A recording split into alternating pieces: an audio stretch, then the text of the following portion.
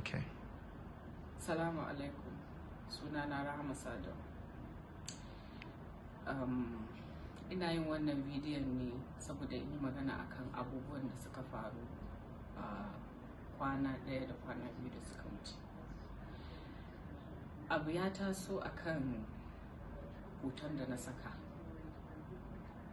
kuma abun ba mai daɗi ba ne,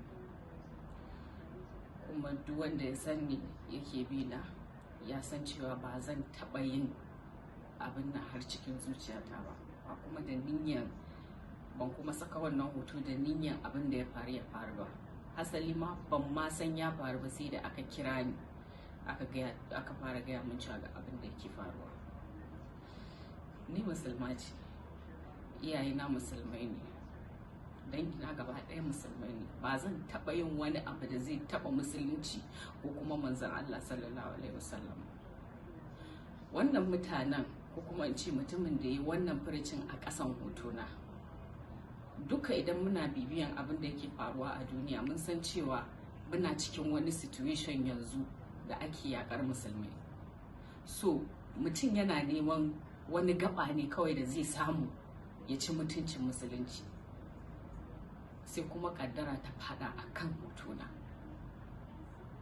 Ni ina ɗaya daga cikin waɗanda suka yi ta yakan abubuwan da ke faruwa a Faransa. Duk wanda yake bina zai gani. Ni ba mahaukaciya ba ne, ba ni da dalilin da zai sa in yi supporting ko kuma in bi wannan abin da wancan ya je rubuta a ƙasan hotona. Amma dai kaddara ya riga fata. Duk ma dai abin da ya faru ne a dalilina. Ina mai ba wa daukashin al'umma hakuri.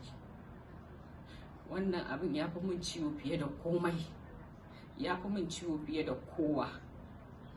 Don Allah a yi haƙuri, Allah ya kare.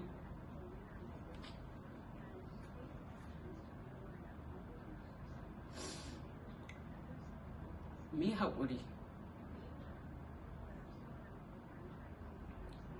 mu dinga yi wa juna adalci. Don Allah, na gode. Wannan abu ya fi min ciwo fiye da komai a duniya.